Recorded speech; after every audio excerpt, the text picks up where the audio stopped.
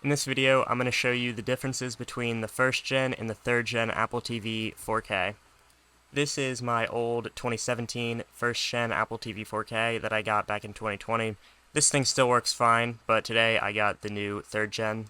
The 2022 model is a lot thinner overall because it doesn't have the air fan. It's also a lot lighter because of that. If you've ever heard the fans on the first gen Apple TV 4K, you won't hear that anymore on the third gen. I'm pretty sure the second gen from 2021 also had the fans. I'm not sure though, I've never owned one of those. The first thing noticeable, which is actually in the design, is the Apple logo is now centered and they've removed the TV text from the logo. I think it looks a lot cleaner. You'll actually notice that Apple's been removing the text from a lot of their products recently. My old first gen is pretty beat up from some pretty heavy use over the past almost 3 years, but it still works just fine. On the new third gen, there is no Apple logo and there's no fan on the bottom. There's just some pretty small Apple text. This kind of makes it look cheaper though in my opinion. If you look at the 2017 Apple TV 4K, it just got so much more stuff on the bottom of it. Also, on the back of the old one, we had all these labels. We had, the power port, we had HDMI, and we had Ethernet. On the new model, there's no labels. Also, if you get the 128GB model, you get Ethernet. I have the Ethernet model, and of course, that's 128 gig.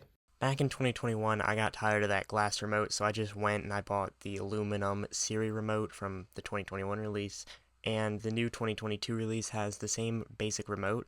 The only noticeable difference is that this year we have USB-C instead of Lightning. I kind of like this change more. It kind of makes it a bit more complicated though if you're an iPhone user, but I guess iPhones might be moving to USB-C in the next few years anyway, even though I still kind of doubt that. The chip in this 2017 Apple TV 4K is the Apple A10X Fusion chip.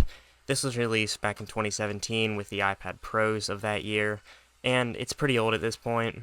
It's not slow, don't get me wrong. It's just that when I upgraded to the new A15 chip in this 2022 model, everything was faster. Video playback was way faster and smoother. Launching apps was faster. A lot of people complained about Apple TV titles from the 2017 Apple TV not running correctly and getting pretty bad frames. Well, that's not an issue on this Apple TV 4K. I think that the A15 chip is great in this thing, and it's definitely really quick. I also noticed on the new 3rd gen Apple TV 4K, audio quality is just a lot better compared to my 1st gen Apple TV 4K from 2017. I never wanted to buy or never even used the 2021 Apple TV 4K 2nd gen, so I can't tell you anything about that. I'm just going from the 1st gen TV 4K to the 3rd gen TV 4K. And by the way, Apple is still selling the 2nd gen Apple TV 4K for $100 if you want to get the 2021 model. Like I said, I never owned one, but here's why I probably wouldn't buy one. You're only saving $30 compared to buying a brand new 3rd gen, and you're getting half the storage anyway. Apple still sells the 64GB 2nd gen Apple TV 4K for $20 less than the new 2022 model. It just makes no sense to me. Maybe if you can find a good deal on a 2017 or even a 2021 model on eBay or something, but I just don't think that it's worth it to go out and buy the 2021 from Apple's refurbished website, since overall it is going to be refurbished too, so.